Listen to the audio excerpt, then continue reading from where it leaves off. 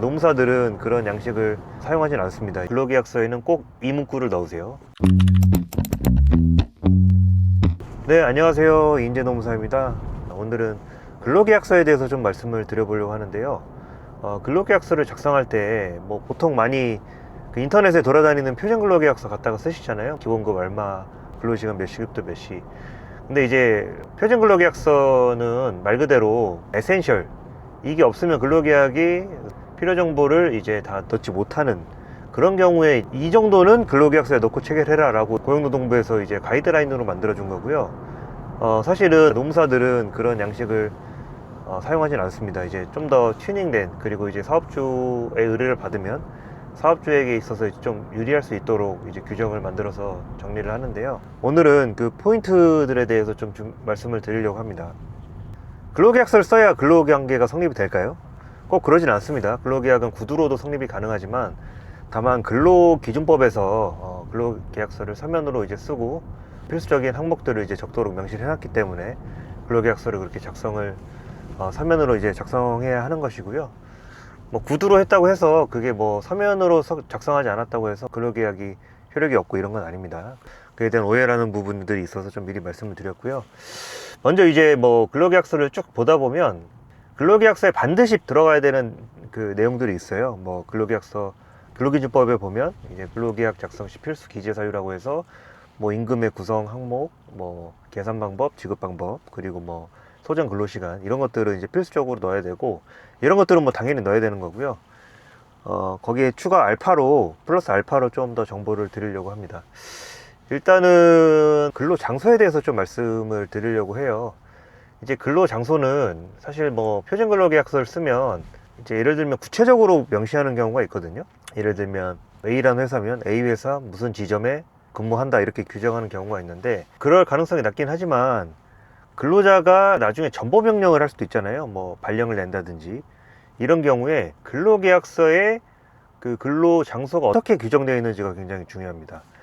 예를 들면 사업주가 지정하는 장소로 한다라고 포괄적으로 해버리면 근로자로서는 부당하게 전보당했다라고 주장할 여지가 줄어드는 것이죠. 왜냐하면 근로계약서에 어떻게 명시가 돼 있는지에 따라서 판례는 보거든요. 그래서 예를 들면 구체적으로 근로장소가 정해져 있는데 그에 대해서 다른 데서 일하라고 근로자에게 명령을 했다. 근데 만약에 근로계약서에 어떤 지점이라고 구체적으로 명시되어 있게 되면 전보 발령은 근로자의 동의를 받아야 됩니다. 포괄적으로 규정이 돼 있다고 하면 다른 요소들을 고려하긴 합니다. 필수적으로 필요한지, 근로자의 생활상 불이익이 있는지, 아니면 그런 근로자와 논의 절차를 충분히 거쳤는지 따지긴 하는데, 우선은 근로계약서를 작성할 때 그러면 근로계약서에는 근무 장소를 포괄적으로 넓게 인정해 두는 게 좋겠죠. 예시를 들어드리자면 어떤 곳이 아니라 사업주가 지정하는 장소로 한다라고 이제 포괄적으로 적게 되면 어떻게 될까요? 이거는 제가 봤을 때는 사업자 입장에서 좀 충분히 유리하게 작성된 근로계약서라고 이제 느껴집니다.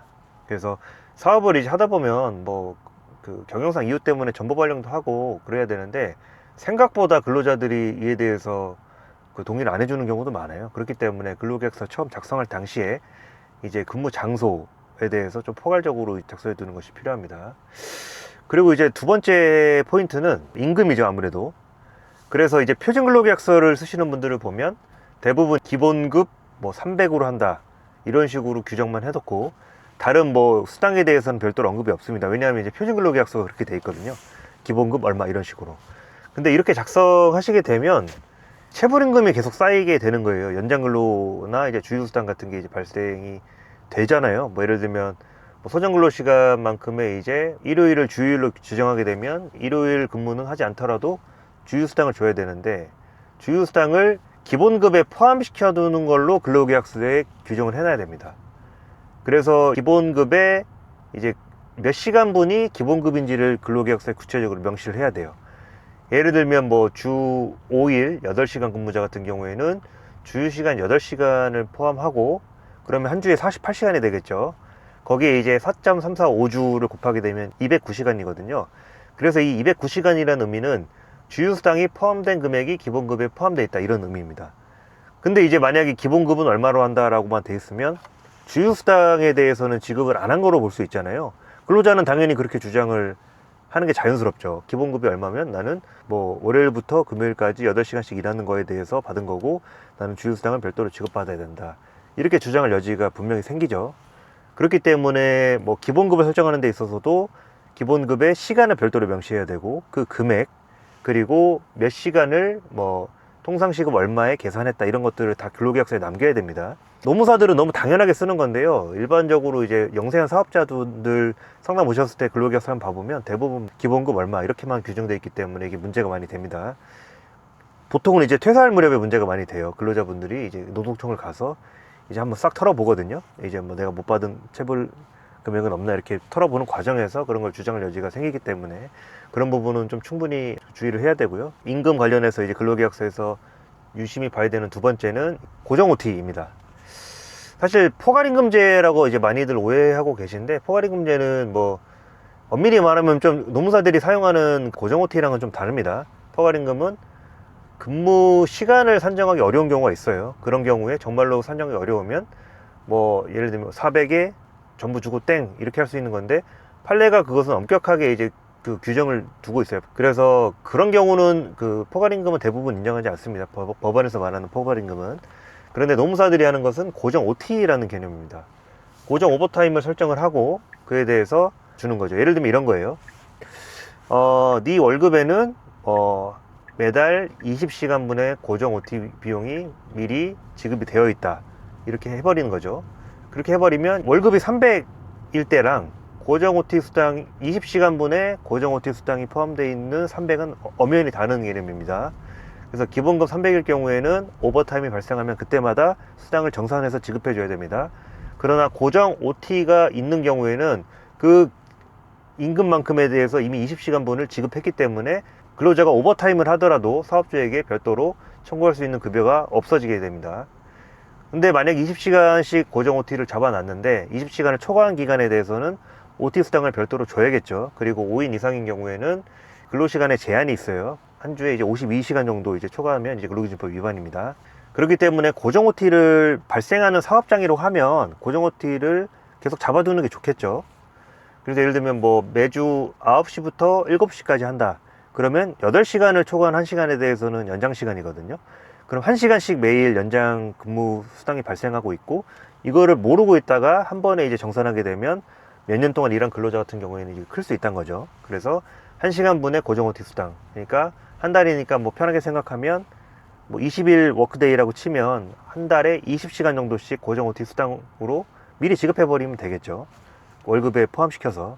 물론 이 부분에 대해서 근로계약서를 작성할 때 근로자분이 문제 제기를 한다면 나는 고정 OT를 하지도 않는데 뭐 고정 OT를 왜 잡냐 이런 식으로 문제 제기한다면 근로계약서는 상방의 동의를 받아야 하기 때문에 어쩔 수 없습니다. 근데 이제 이런 부분을 세팅을 하고 근로계약가 뭐 동의를 한다면 법적으로도 효력이 있기 때문에 이 부분은 사업하시는 분들은 꼭 근로자 쓰실 때 명심하셨으면 좋겠습니다. 고정 연장과 마찬가지로 고정 휴일 수당을 지급할 수도 있습니다. 뭐 휴일에 고정적으로 일을 한다. 뭐 이런 경우에는 그 시간을 미리 지급하는 개념으로 돼도 되는데 이런 경우에는 이제 통상시급을 계산해서 주 몇 시간 정도 고정적으로 일을 하는지 그런 거를 계산해서 지급을 해야 됩니다. 네, 그리고 이제 연차수당 이거는 좀 말이 많죠. 연차수당은 이제 고용노동부에서도 이제 지침이 내려와서 연차수당 넣지 말라고 했는데 제 생각에는 아직까지는 뭐 넣어도 크게 상관은 없는 것 같습니다. 제가 관리하는 사업장 중에서는 없는데 다른 노무사님들 말씀 들어보면 고정 연차휴가 수당을 지급하게 된 경우에는 연차를 사용하면 까는 사업장도 있다고 해요. 근데 저는 그렇게까지 하는 거는 좀 너무 오바스러운 것 같고 근로자 입장에서도 불만이 생기겠죠. 내가 연차를 썼는데 월급이 깎인다고. 그러니까 물론 이게 어떤 거냐면 근로자분이 이 의미를 잘 모르고 설명해서 그렇기도 해요. 그러니까 노동법은 급여를 삭감하는 거는 엄격히 제한을 두고 있습니다. 뭐 형사처벌 조항도 있고요. 급여를 일방적으로 삭감하게 되면 그렇게 좀 엄격하게 제한을 하고 있지만 급여를 어떤 명분을 정해서 미리 지급하는 거에 대해서는 별도로 제한하는 규정이 없거든요. 그래서 이러한 규정들을 좀 파고든 조항이라고 보시면 될 것 같습니다. 그래서 연차 휴가 수당도 8시간 정도 일을 한다고 하면 한 달에 120시간이거든요. 그거를 이제 12달로 나눠서 매월 이제 10시간분의 미사용 연차 휴가 수당을 지급한다라고 하게 되면 이제 근로자는 나중에 미사 연차 수당을 정산을 받을 게 없겠죠. 그 이론상으로는요. 근데 이게 실무에서 노동청에서 많이 다투는 쟁점이기도 합니다. 근데 이제 노동청은 이거를 인정해주고 있고요. 그렇기 때문에 일단은 그렇게 세팅을 하시면 인건비 부분에 있어서는 좀 더 유리하게 진행을 할 수 있다는 부분을 좀 말씀드리고 싶습니다. 그리고 이제 식대 부분에 있어서 이제 비과세 항목을 넣을 수가 있어요. 뭐 예를 들면 식대 20만원, 육아수당 20만원, 차량유지비 20만원 이렇게 되는데, 식대는 보통 이제 관례적으로 대부분 넣고, 육아수당이나 차량유지비 20만원 같은 경우에는 이제 비과세로 넣었다가 세금 추징이 나올 수도 있기 때문에 그 부분은 좀 주의하셔야 될 것 같습니다. 이 부분은 기장하시는 세무사님께 이제 실질을 좀 보셔서 여쭤보셔가지고 진행을 안전하게 하시면 좋을 것 같습니다. 그래서 비과세 항목이 있다면 반드시 넣으시고요. 왜냐하면 비과세 항목이 있다는 거는 그에 대해서 근로소득세나 아니면 사대보험이 부과되지 않는다는 의미거든요. 이게 뭐 얼마 안 되는 것처럼 보이는데 근로자가 이제 10명인 기업 그리고 100명인 기업은 꽤 차이가 큽니다. 그렇기 때문에 반드시 비과세 항목은 넣으시는 거를 말씀을 드립니다. 세 번째는 그 근로계약서의 말미에 교부 의무에 대해서 좀 규정을 하는 겁니다. 근로자가 이제 근로계약서를 한 부를 교부 받았음 하고 근로자 서명을 하게 되면 추후 이에 대한 분쟁이 없어지겠죠. 그러니까 왜 그러냐면 노동청에 가는 기업들은 이제 근로계약서 미작성하는 데가 많죠. 그래서 근로계약서를 미작성하고 교부하지 않았다. 교부에 대해서도 다툼이 많이 생겨요. 그때 이제 근로계약서에 미리 그런 내용을 넣어놓고 근로계약서를 교부받았고 이를 확인하고 서명했다라는 근로자의 서명이 있다고 하면 이에 대한 분쟁이 없어지겠죠. 그래서 근로계약서에는 꼭 이 문구를 넣으세요. 근로계약서를 한 부씩 출력하여 한 부씩 서명했고 이에 대해서 동의했고 교부받았다. 이 내용을 꼭 넣으시길 바랍니다. 마지막은 인수인계에 대한 조항을 좀 넣어두시면 좋습니다. 그래서 이제 근로자가 이제 갑작스럽게 퇴사하게 되면 사업주 입장에서는 그 업무의 대체자를 구하는 데 시간이 들고 그렇잖아요. 근데 근로기준법은 이제 근로자를 보호하기 위해 만든 법령의 취지가 있기 때문에 사업주는 해고를 할 때 30일 전에 예고를 해야 되지만 근로자는 사직을 할 때 뭐 30일 전에 예고가 없습니다. 그렇기 때문에 근로기준법 때문에 불만이 많으시죠. 예고를 해야 되는데 근로자들은 그냥 당일 퇴사해도 뭐 할 수 있는 게 없냐 이렇게 말씀하시는데 노동법의 취지 때문에 그렇습니다. 노동법이 이제 근로자를 보호하기 위해 만든 법령이라는 게 있기 때문에 그 부분 때문에 그런 거요. 그래도 이제 인수인계 조항에 대해서 좀 넣고 명확히 규정하시는 게 필요합니다. 그리고 이제 정말로 뭐 그에 대해서 손해배상을 뭐 입증할 수 있다고 하면 근거로 뭐 소송 청구까지 가능하겠죠. 근데 그런 경우는 대부분 배보다 배꼽이 더 큰 경우가 좀 많습니다. 그래서 그 사업주분들이 이제 인수인계 미미 뭐 당일 퇴사로 상담 오시면 그냥 빨리 그냥 대체를 빨리 잊고 그냥 새 출발하시라고 말씀을 드리긴 하는데, 그래도 이런 인수인계 조항에 대한 내용이 있으면 이에 대해서 근로자분들도 이제 인식을 하고 좀 더 이렇게 책임감 있게 행동할 수 있게 만들 수는 있겠죠.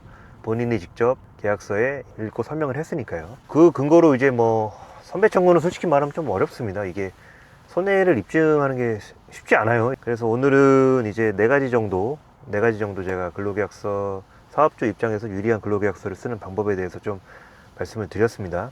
아무튼 뭐 제가 이제 요즘에 출퇴근을 하면서 계속 카메라를 켜고 있는데요. 좀 더 생각나는 대로 계속해서 사업자분들께 도움이 되는 노무 정보를 전달해 드리려고 하겠습니다. 혹시 뭐 근로계약서 작성이나 세팅에 관해서 궁금한 게 있으시면 언제든지 그 고정 댓글을 참고하셔서 저에게 컨택해 주시면 제가 친절하게 상담해 드리겠습니다. 그리고 제가 무료 상담은 안 하고요, 유료 상담만 합니다. 책임감 있는 상담을 위해서 참고해 주시면 좋겠습니다. 여기까지 이인재 노무사였습니다. 감사합니다.